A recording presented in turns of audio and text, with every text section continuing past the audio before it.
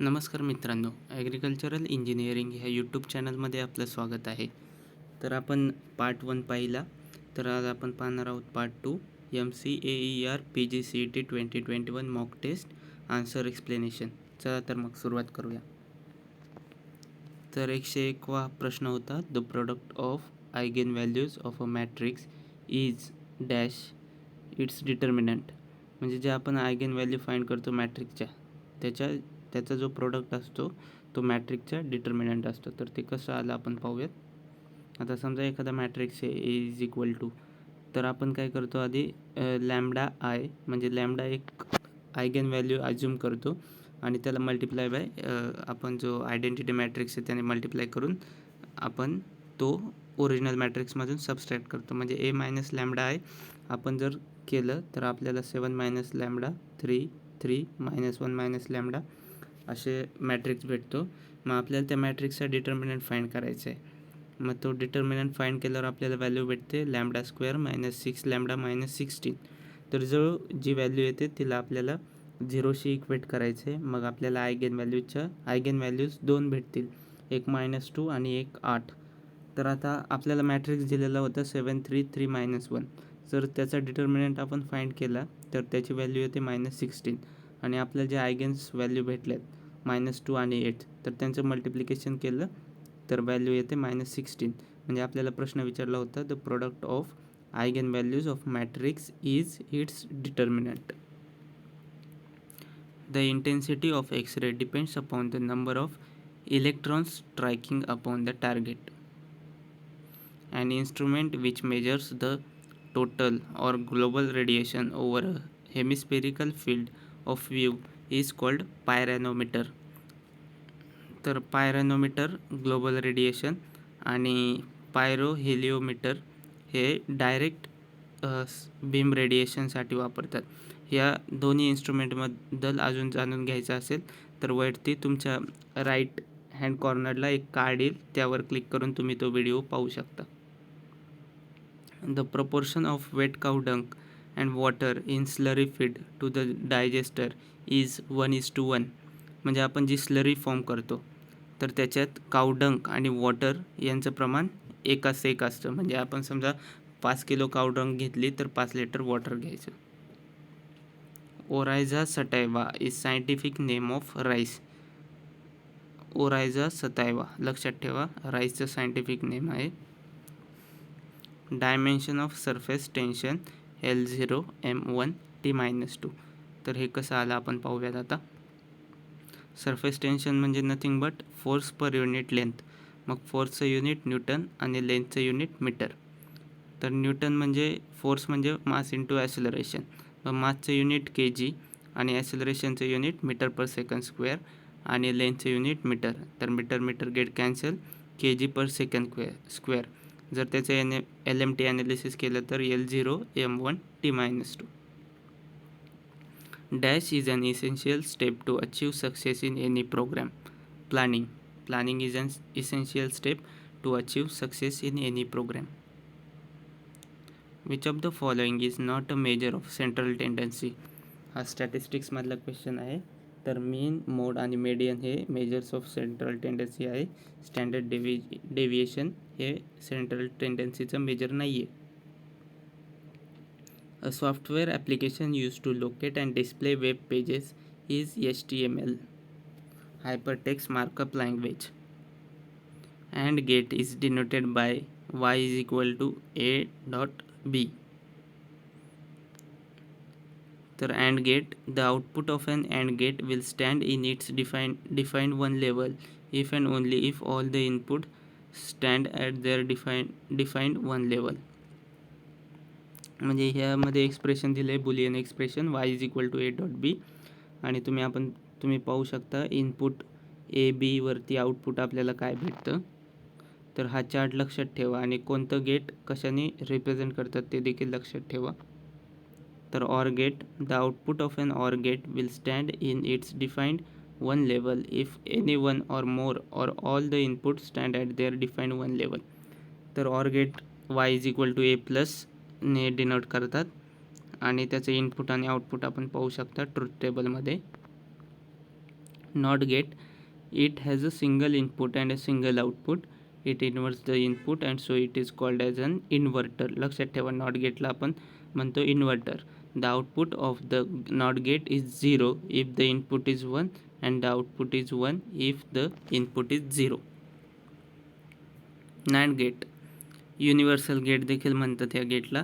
The output of an NAND gate will stand in the defined 0 level if and only if all inputs are at 1 level. आपण त्याचं input आणि output table पाहू शकता. Exclusive or gate, XOR gate will stand in its defined 1 level if and only if all the inputs are at different level. तर आपण त्याचं truth table पाहून घ्या आणि बुलियन एक्सप्रेशन देखील लक्षात ठेवा. Stanchions are used in the barn for the tying the animals. The velocity ratio of a simple wheel and axle wheel D and small d as diameter of effort wheel and load axle. म्हणजे जर D हे diameter of effort wheel असेल आणि small d हे diameter of load axle असेल तर velocity ratio असतो capital D bye D, म्हणजे diameter of effort wheel divide by diameter of load axle. तर ह्या डायग्राममध्ये व्यवस्थितपणे त्यांनी रिप्रेझेंट केलं आहे. यावरून आपण वेलॉसिटी रेशिओ फाइंड करू शकतो. Longitudinal stress divided by longitudinal strain is known as Young's modulus. The value of latent heat of vaporization of water is 550 kilocalorie. If the moisture content of wet basis is 25%, then what would be the moisture content in dry basis?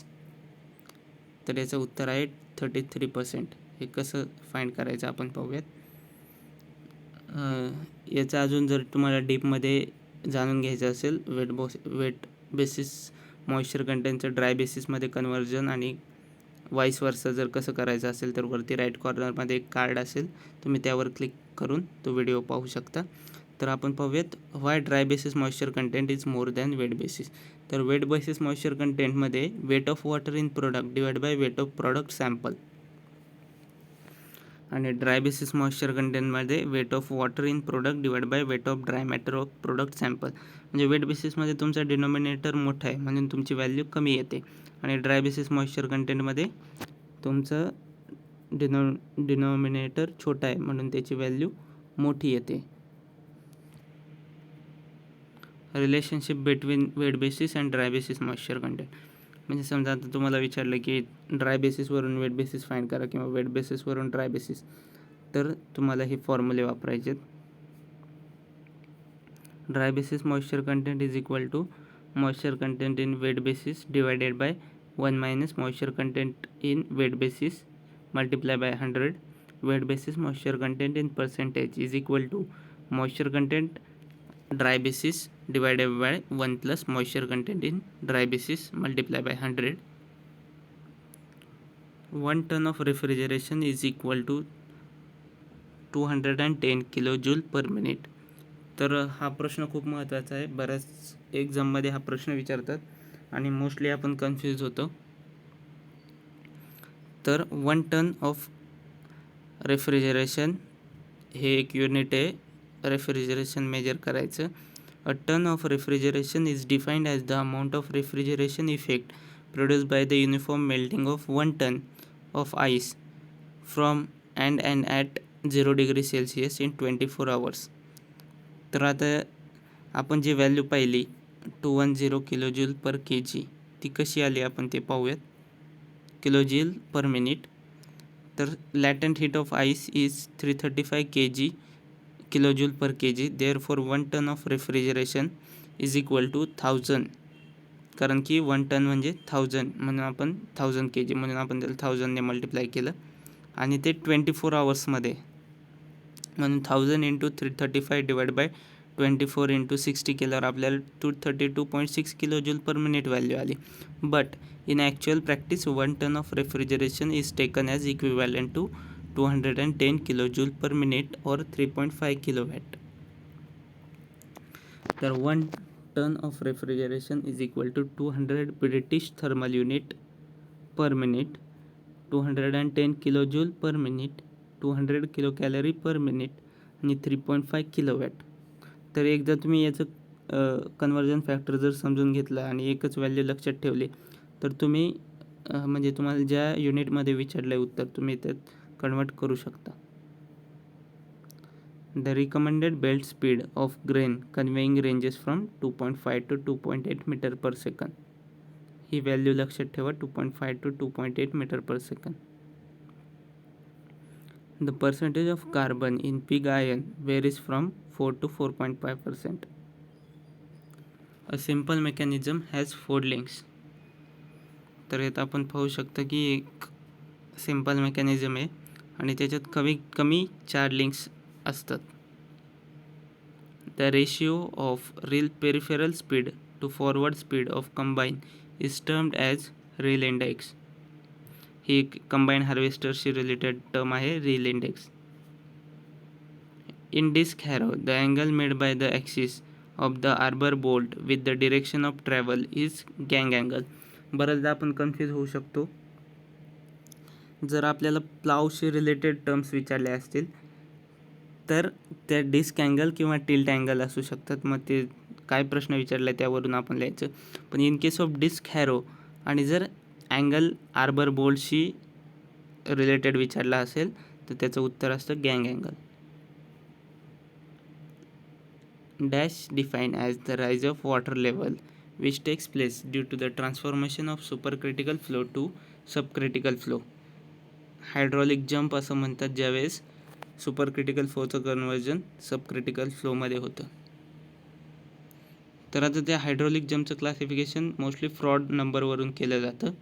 तर त्यात hydraulic जंपचे type आहेत undular jump, weak jump, oscillating jump, steady jump आणि strong jump. तर hydraulic जंपला undular jump केव्हा म्हणायचं, ज्यावेळेस आपल्या फ्रॉड नंबरची रेंज 1 to 1.7 असेल तेव्हा. वीक जंप तेव्हा म्हणायचं जेव्हा त्याची रेंज फ्रॉड नंबरची रेंज 1.7 to 2.5 असेल तेव्हा. आणि oscillating jump Froude number varies from 2.5 to 4.5. Steady jump Froude number varies from 4.5 to 9. आणि strong jump when Froude number is greater than 9. हे व्हॅल्यूज लक्षात ठेवा. Average pan coefficient of ISI standard pan is 0.8. तर इथे आपल्याला values दिल्या आहेत pan कोएफिशियंटच्या. The type of pan class A land pen असेल तर 0.70, ISI पेन असेल तर 0.80, कोलोरॅडो संकन पेन असेल तर 0.78 आणि USGS फ्लोटिंग पेन असेल तर 0.8. Pop up sprinkler heads are especially adopted to irrigation of lawns. तर लॉनला इरिगेशन करण्यासाठी पॉपअप स्प्रिंकलर वापरतात. Pressure plate apparatus is use for the measurement of soil moisture tension up to 15 bars. If the electrical conductivity of irrigation and drainage water is 0.2 millimoles per centimeter and 0.4 millimoles per centimeter respectively, the leaching requirement will be equal to 50%. तर आपण आता याचा formula पाहूयात leaching रिक्वायरमेंटचा. Leaching requirement is equal to ECI divided by ECD, where ECI is electrical conductivity of irrigation water and ECD is electrical conductivity of drainage water. The temperature of milk droplets in spray drying is kept at 49 to 54 degrees Celsius. Inverse of a square matrix is square matrix. म्हणजे जर तुमचं कोणतेही matrix असेल त्याचा inverse तुम्ही find केला तर त्याची जी आपण ऑर्डर म्हणतो म्हणजे 3/3, 2/2, तर तीच ऑर्डर असते त्याच्या इन्व्हर्सची देखील. A matrix whose all element are 0 is called zero matrix. The solar radiation received by every square meter area of the earth's surface is 1.36 kilojoule per second. म्हणजे अर्थच्या स्क्वेअर मीटर एरियावरती किती सोलार रेडिएशन रिसीव केले जातात तर त्याची value आहे 1.36 kilojoule per second. याला solar constant असं देखील म्हणतात. तर सांगितल्याप्रमाणे त्याची व्हॅल्यू आहे 1360 watts per square metre. A sail type unit has 3 blades. हा विंडमिल्सशी रिलेटेड क्वेश्चन आहे. The KVIC biogas plant is floating type biogas plant.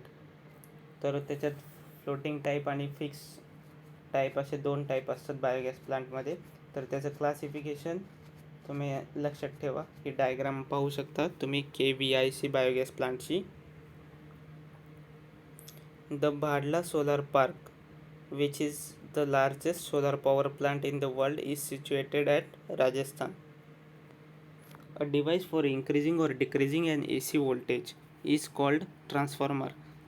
म्हणजे increasing or decreasing an AC voltage transformer use केलं जातं. Complex fertilizer contain 2 or 3 primary plant nutrients of which 2 primary nutrients are in chemical combination. म्हणजे जर तुमच्या फर्टिलायझरमध्ये एकच main component असेल तर त्याला सिंगल फर्टिलायझर म्हणतात. आणि जर 2 किंवा 3 प्रायमरी प्लांट न्यूट्रिएंट असतील तर त्याला कॉम्प्लेक्स फर्टिलायझर म्हणतात. And proxy protects and organization network from outside attack. The process of grinding clay with water and make it plastic is called as plugging. तर ही टर्म लक्षात ठेवा, plugging. The resistance per unit area to deformation is known as stress. Stress म्हणजे resistance per unit area आणि strain म्हणजे deformation per unit original length किंवा original dimension. The triple point of water occurs at. Triple point म्हणजे ज्या पॉईंटला water तिन्ही स्टेटमध्ये available असतं, म्हणजे सॉलिड, लिक्विड आणि गॅसियसमध्ये.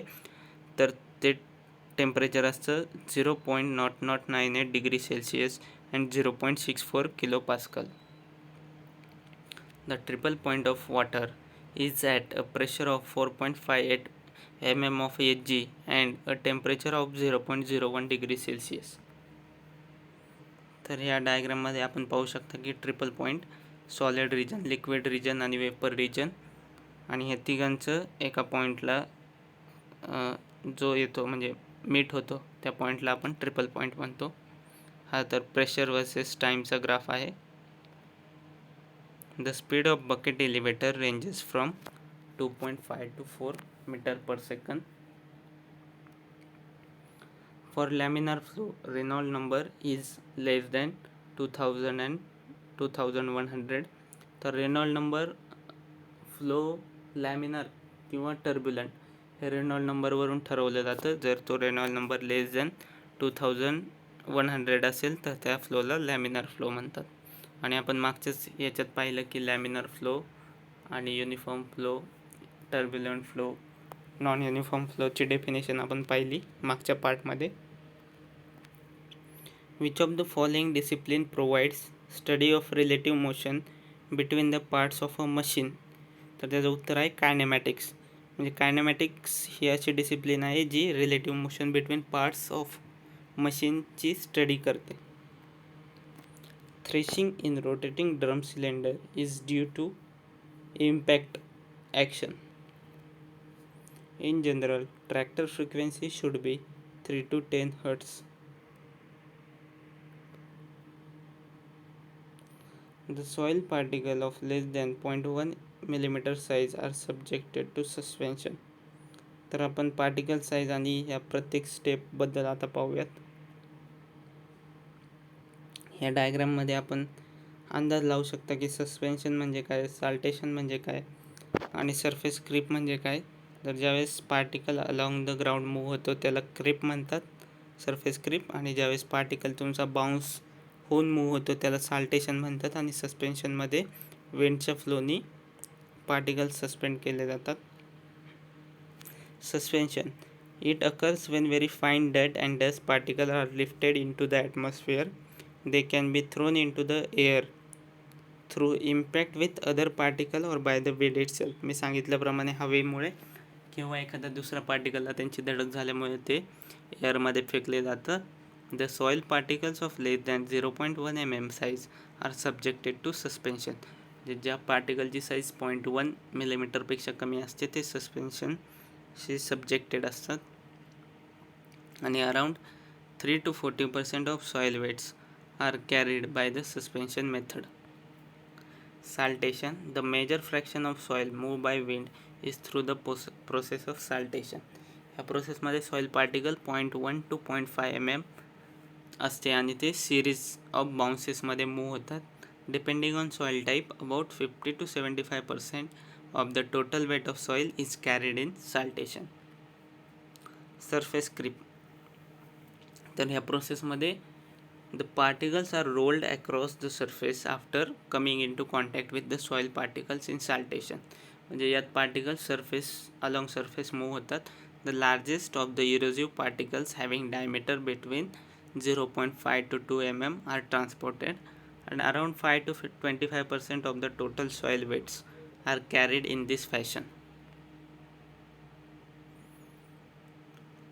A rainfall is called as light rainfall when its intensity is less than 2.5 mm per hour. The factor L and S combined form is called as topographic factor. तर हे universal soil loss equation आहे. त्यात A is equal to RKLSCP. तर A stands for soil loss per unit area in unit time, tons per hectare per year. R is rainfall erosivity factor. K is soil erodibility factor. S is slope length factor, and L is slope length factor. S is slope stiffness factor. C is cover management factor, and P is support practice factor. The two factors L and S are usually combined into one factor, LS, called topographic factor. Remember this. The size D10 is known as effective diameter. The ratio of map distance to the corresponding ground distance is called refractive fraction. म्हणजे आता आपण एखाद्या प्लेसचा map काढतोय आणि पण मॅपवर आपण direct तेवढा distance घेऊ शकत नाही, म्हणून आपण एक युनिट ठरवतो. म्हणजे जर ग्राउंडवरती 1 किलोमीटर डिस्टन्स असेल तर आपण तो मॅपवरती 1 सेंटीमीटरने दाखवणार. मग त्याचा जो रेशिओ असतो त्याला आपण रिफ्रॅक्टिव्ह फ्रॅक्शन असं म्हणतो. A abrupt curve in the canal results in silting on the inside. तर सिल्टिंग आणि स्कोरिंग ह्या दोन म्हणजे सॉईल मूव्ह होते ह्या दोन मेथडमध्ये. तर नेमकं कॉन्व्हेक्सला कोणतं होतं आणि कॉन्व्हेक्स आणि कॉन्केव्ह साईडला कोणती स्कोरिंग होतं का सिल्टिंग होतं हे तुम्ही एकदा पाहून घ्या. Integration of sine x is equal to minus cos x. तर मोस्टली आपण MCRच्या क्वेश्चन पेपरला जाताना मॅथ्स हा टॉपिक इग्नोर करतो. तर मी सांगू इच्छितो की मॅथ्स हा टॉपिक इग्नोर करू नका. बेसिक तुम्हाला जेवढं शक्य असेल तेवढं तुम्ही एक्झामच्या वेळेस करून जा. इंटिग्रेशन, डिफरन्सिएशन या छोट्या गोष्टी आपण इग्नोर करतो, पण त्याच परीक्षेत विचारतात आणि मग आपल्याला येत नाहीत. The design of the operators work place in the machine is related to seat index point. हा क्वेश्चन JRF एक्झाममध्ये मागच्या वर्षी विचारला गेला होता. Calorific value of biogas is 4500 kilo calorie per metre cube. बायोगॅसचा स्टडी करताना त्याच्याशी रिलेटेड ज्या काही व्हॅल्यू असतील म्हणजे कॅलरिफिक व्हॅल्यू, टेम्परेचर वगैरे त्या सगळ्या लक्षात ठेवा. An instrument used to measure wind speed is called anemometer. तर अशा प्रकारचं ॲनेमोमीटर असतं. Ocean waves contain kinetic energy, potential energy आणि स्टॅटिक एनर्जी. ओशन वेव्हमध्ये या तिन्ही प्रकारच्या एनर्जी असतात, म्हणून all are correct. Plant absorbs most of their nitrogen in the form of nitrate. Nitrogen, nitrate, sulfur, sulfate. Red color of brick is due to oxide of ions. Euler's column theory is applicable for long columns. The order of vapor compression refrigeration cycle is compressor, condenser, throttling, evaporator. तर हा sequence लक्षात ठेवा तुम्ही. ह्या डायग्राममध्ये आपण पाहू शकता की आधी इव्हॉपरेशन होतं आहे, मग कंप्रेशन, मग कंडेन्सेशन आणि एक्सपान्शन. तर तुम्ही हा सिक्वेन्स लक्षात ठेवा, जेणेकरून तुम्हाला लक्षात राहील की नेमकं कोणती प्रोसिजर कोणती होते. आणि बरेचदा असा प्रश्न विचारतात की मॅक्झिमम टेम्परेचर कधी असतं, आणि ह्या मेथड म्हणजे ह्या स्टेपला तुमचं रेफ्रिजरंट सॉलिड कोणत्या स्टेटमध्ये असतो, म्हणजे लिक्विड स्टेटमध्ये असतो का गॅसियस स्टेटमध्ये, त्याचं टेम्परेचर किती असतं, त्याचं प्रेशर म्हणजे हाय टेम्परेचर, लो प्रेशर वगैरे त्या बाबतीत सुद्धा ते विचारू शकतात. तर तुम्ही ही डायग्रॅम आणि प्रत्येक स्टेपला टेम्परेचर आणि प्रेशर आणि ते रेफ्रिजरंट कोणत्या स्टेटमध्ये असतो त्याचा अभ्यास करावा. The unit of entropy is kilojoule per kg. Sunk keys is the key in which half of the thickness of key fits into the keyway in the shaft and half in the keyway of the hub. तर आपण ही diagram पाहू शकतो. ह्यामध्ये half portion आहे जो कीवेमध्ये आहे in the shaft, and half जो portion आहे तो हबमध्ये आहे. तर कीमध्ये पण बरेच प्रकार आहेत, संक की, फेदर की, स्क्वेअर की, रेक्टँग्युलर की. तर ते तुम्ही एकदा त्याचा स्टडी करा, कारण की तो टॉपिक असा एक आहे ज्यामध्ये ते प्रश्न विचारू शकतात. On the following blower is a part of pneumatic seed drill. Pneumatic which is related to air, आणि ब्लोअर त्याचा पार्ट असणं साहजिक आहे. Bucket capacity of tipping bucket rain gauge is 0.25 millimetre of rainfall.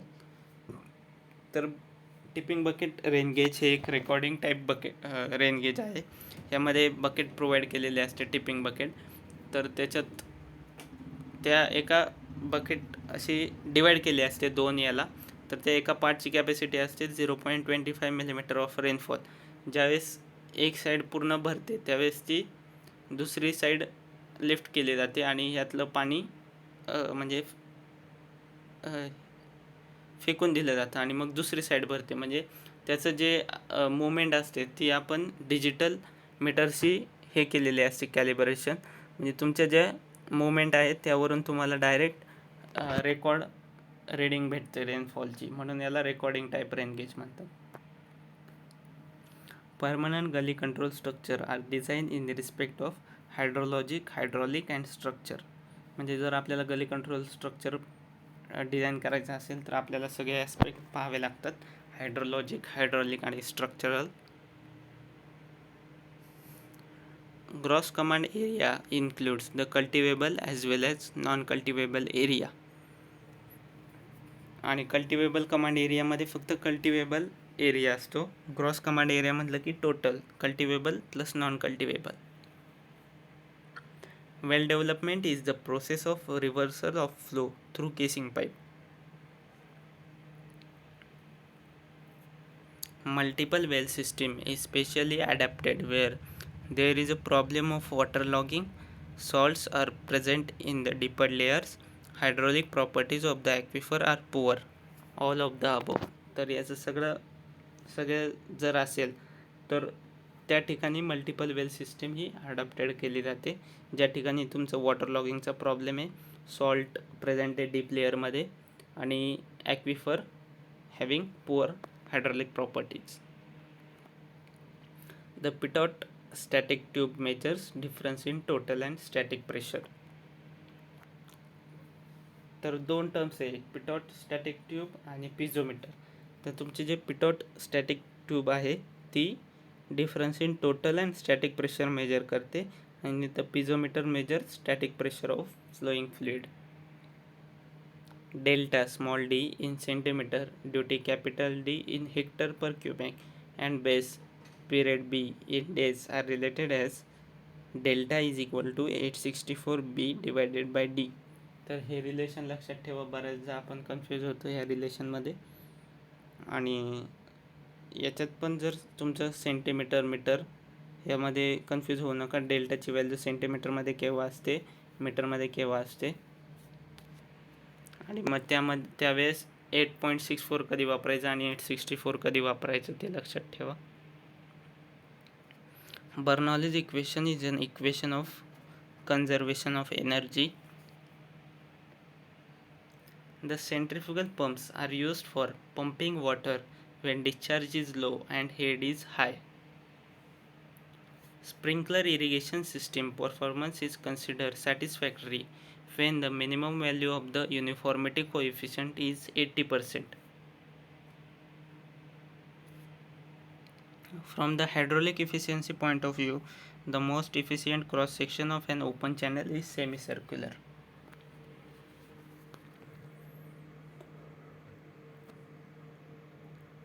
The construction of dugout type farm pond is found suitable for area where land slope is less than 4%. म्हणजे ज्या ठिकाणी लँडचा slope 4% पेक्षा कमी आहे त्याच ठिकाणी dugout type farm pond construct केला जाऊ शकतो. Erosion intensity of severe erosion is 15 to 50 cubic meter per hectare per year. A square matrix is singular if its determinant is 0. म्हणजे आता सिंग्युलर मॅट्रिक्स म्हणजे काय, तर त्याच्या डिटर्मिनंटची व्हॅल्यू 0 असते आणि आपण त्याचा इन्व्हर्स फाइंड करू शकत नाही. मग आपण पाहिलं असेल की ज्यावेळेस आपल्याला मॅट्रिक्स चॅप्टर शिकवला गेला त्यावेळेस आपण ज्यावेळेस इन्व्हर्स फाइंड करायला सांगायचे त्यावेळेस आधी आपण त्याचा डिटर्मिनंट फाइंड करायचो आणि जर त्याचा डिटर्मिनंट नॉन झिरो असेल तरच आपण पुढच्या स्टेपला म्हणजे प्रोसीड करायचो, पुढच्या स्टेपकडे मूव्ह करायचो. जर त्याचा डिटर्मिनंट 0 असेल तर आपण हे ठरवायचो की त्याचा इन्व्हर्स आपण फाइंड करू शकत नाही. मग त्या मॅट्रिक्सला सिंग्युलर मॅट्रिक्स असं म्हणतात, ज्याचा इन्व्हर्स आपण फाइंड करू शकत नाही, त्याचा डिटर्मिनंट हा 0 असतो.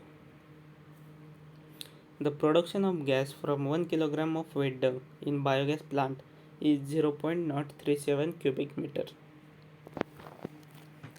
In floating type biogas plant, the gas holder is made of metal. A group of solar cell is called solar panel. आता हे वाक्य नीट पहा. A group of PV cells connected electrically and placed into a frame is called a module or a solar panel. म्हणजे solar पॅनललाच module देखील म्हटलं जातं. आणि मग असेच सगळे एकत्र मॉड्यूल एकत्र येऊन जे स्ट्रक्चर फॉर्म होतं त्याला आपण सोलार अरे असं म्हणतो. The methane bacteria work best at a temperature range of 35 to 38 degree Celsius. म्हणजे मिथेन बॅक्टेरिया कोणत्या टेम्परेचरला चांगल्या प्रकारे वर्क करू शकतो तर ते टेम्परेचर आहे 35 to 38 degree Celsius. The CN ratio of 30:1 is taken as optimum. म्हणजे बायोगॅस प्रोडक्शनमध्ये बायोगॅस प्रोडक्शनमध्ये नाही तर the CN ratio of 30:1 is taken as optimum.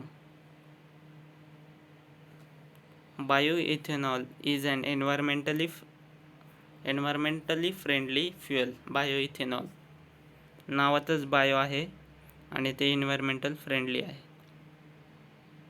A value of surface tension of 70 dynes per centimeter is equal to 70 into 10⁻³ newton per metre. ज्यावेळेस आपल्याला डायन्स पर सेंटीमीटरचं conversion Newton पर मीटरमध्ये करायचं असतं त्यावेळेस आपल्याला दिलेल्या व्हॅल्यूला 10⁻³ ने मल्टिप्लाय करायचं असतं. How many bits in 1 byte. तर याचं उत्तर आहे 8 bits is equal to 1 byte. Cantilever has one end fixed and other end is free. A structural member subjected to axial compressive force is called strut. The relationship between relative humidity and equilibrium moisture content is given by Henderson. Beam is defined as a structural member subjected to transverse load. Energy required to break a drop of liquid into small droplets will depends mainly on density of water. म्हणजे एका ड्रॉपला जर आपल्याला small ड्रॉपलेटमध्ये break करायचं असेल तर त्यासाठी लागणारी energy किती हे त्या पार्टिकलच्या डेन्सिटीवरती अवलंबून असतं. हे ते लिक्विडच्या डेन्सिटीवरती अवलंबून असतं.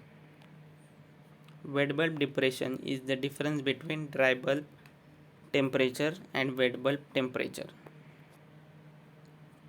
The curved lines are relative humidity lines on a psychrometric chart. तर हा सायक्रोमेट्रिक चार्ट आहे. बरेच जण हा टॉपिक इग्नोर करतात, पण मी सांगू इच्छितो की हा टॉपिक खूप महत्त्वाचा आहे सायकोमेट्रीचा. तर ह्यामध्ये कोणत्या लाईन्स काय रिप्रेझेंट करतात, तर ह्या डायग्राममध्ये तुम्हाला इझिली समजून जाईल. ज्या हॉरिझॉन्टल लाईन आहेत त्या मॉइश्चर क्वांटिटी मेजर करतात, ज्या कर्व्ड लाईन्स आहेत त्या पर्सेंटेज रिलेटिव्ह ह्युमिडिटी, आणि ज्या लेफ्ट साईडला इन्क्लाइन झालेल्या आहेत त्या वेट बल्ब टेम्परेचर डिनोट करतात, आणि ज्या स्ट्रेट लाईन्स आहेत त्या ड्राय बल्ब टेम्परेचर डिनोट करतात. A screw conveyor has U-shaped ट्रो. तर हे छोटे छोटे टर्म्स आहेत स्क्रू कन्व्हेयरशी रिलेटेड. तर आपण कशाला पिच म्हणायचं, स्क्रू डायमीटर काय असतं, शाफ्ट डायमीटर, शाफ्ट आणि स्क्रू, ह्या छोट्या छोट्या डेफिनेशन तुम्ही एकदा पाहून घ्या. A centrifugal pumps forms open system. आपण थर्मोडायनॅमिक्समध्ये पाहिलं की ओपन सिस्टीम, क्लोज सिस्टीम आणि आयसोलेटेड सिस्टीम. तर आपला थर्मास जो असतो तो आयसोलेटेड सिस्टीम असतो. म्हणजे आपण त्यात एखादी गरम वस्तू म्हणजे चहा ओतला तर तो बराच वेळ गरम राहतो, म्हणजे त्याने हीट पण ट्रान्सपोर्ट होत नाही त्यातून आणि मास पण ट्रान्सपोर्ट होत नाही. पण ओपन सिस्टीममध्ये हीट ॲज वेल ॲज मास दोन्ही ट्रान्सफर होतं, म्हणून त्याला सेंट्रिफ्युगल पंप. सेंट्रिफ्युगल पंपचं काय, आपण पाणी एका ठिकाणाहून पंपमध्ये येतं आणि ते दुसऱ्या ठिकाणी आपण हे करतो. म्हणजे जर आपल्याला विहिरीतून पाणी काढायचं असेल तर आपण पंप वापरतो, म्हणजे एक प्रकारे ते ओपन सिस्टीम झाली, मास ट्रान्सफर होते त्याच्यातून.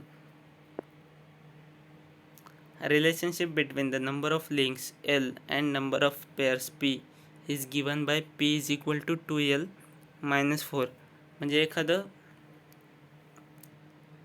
म्हणजे आता एखादी मशीन आहे तुमच्याकडे, त्याला लिंक नंबर ऑफ लिंक्स, म्हणजे आता समजा 4 लिंक्स आहेत, तर त्याच्यात किती पेअर्स असू शकतात त्याचं रिलेशन फाइंड करण्यासाठी P is equal to 2L - 4 हे रिलेशन वापरायचं.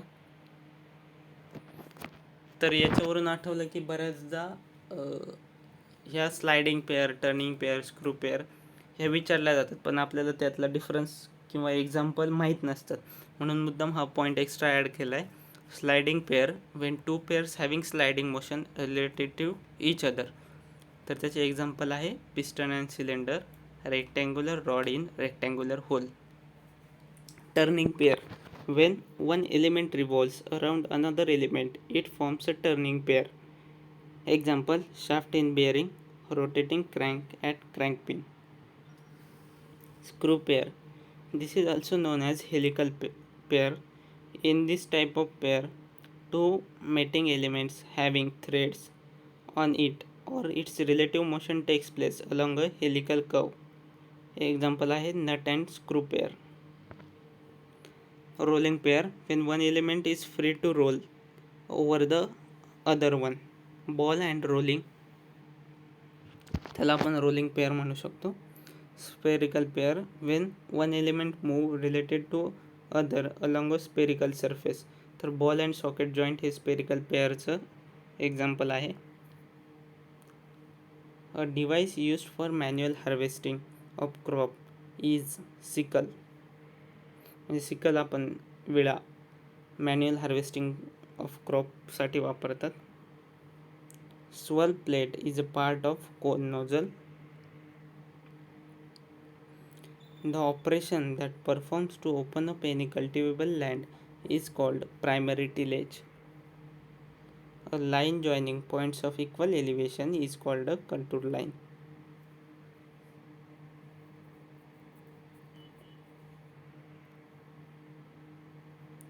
Leveling is the art of determining the relative vertical distances of different points on the surface of the earth. Symons rain gauge is commonly used non recording type rain gauge. तर आपण ह्या rain गेजचे types पाहूयात. हे Simmons rain gauge आहे. तर बऱ्याचदा त्याचे dimension विचारले जाऊ शकतात. म्हणजे सिमन्स रेन गेजचं डायमीटर 12.7 सेंटीमीटर. तर त्याचे component funnel, metal container, collecting bottle आणि त्याच्यासाठी बेस कितीचा असतो, कॉन्क्रीट ब्लॉक, त्याची हाईट किती, हे प्रश्न विचारू शकतात. The non recording type rain gauge commonly used in India is Symons rain gauge. Tipping bucket, मी मगाशी सांगितल्याप्रमाणे this type of rain gauge is adopted by the US weather bureau. तर आपण याच्यात पाहू शकता की टिपिंग बकेट त्यांनी दाखवलेली आहे, ज्याची कॅपॅसिटी 0.25 मिलीमीटर ऑफ रेनफॉल आहे. तर आपण पाहिलं जर रेनफॉल फनेलमध्ये कलेक्ट होतो आणि ह्या टिपिंग बकेटमध्ये पडतो आणि नंतर तो मेजरिंग ट्यूबमध्ये कलेक्ट केला जातो. तर ह्याच टिपिंग बकेटला आपण वायरचं कनेक्शन देऊन त्याचे जे मुवमेंट्स आहे, नंबर किती वेळा ते अप अँड डाऊन होतं, त्याचं आपण फाइंड करून किती रेनफॉल झाला हे फाइंड करतो. हे आहे नॅचरल सायफन और फ्लोट टाईप. हे बऱ्याच ठिकाणी वापरलं जातं. हे रेकॉर्डिंग टाईप रेन गेज आहे. This type of rain gauge is adopted as a standard recording type rain gauge in India. Here the rainfall collected by a funnel-shaped collector is laid into a float chamber, causing the float to rise.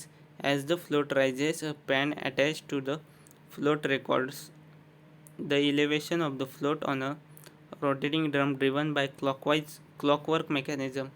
A siphon arrangement empties the float chamber when the float has reached a preset maximum level. It gives a plot of mass curve of rainfall.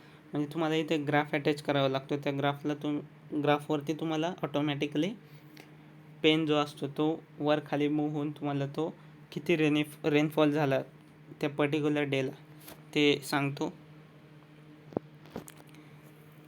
तर धन्यवाद. अशा प्रकारे आपण सगळे answer explain केले आहेत mock टेस्टचे. आशा करतो तुम्हाला सगळ्यांना नक्कीच याचा उपयोग होईल आणि पुढील व्हिडिओसाठी नक्कीच आमचा चॅनल सबस्क्राईब करा. धन्यवाद.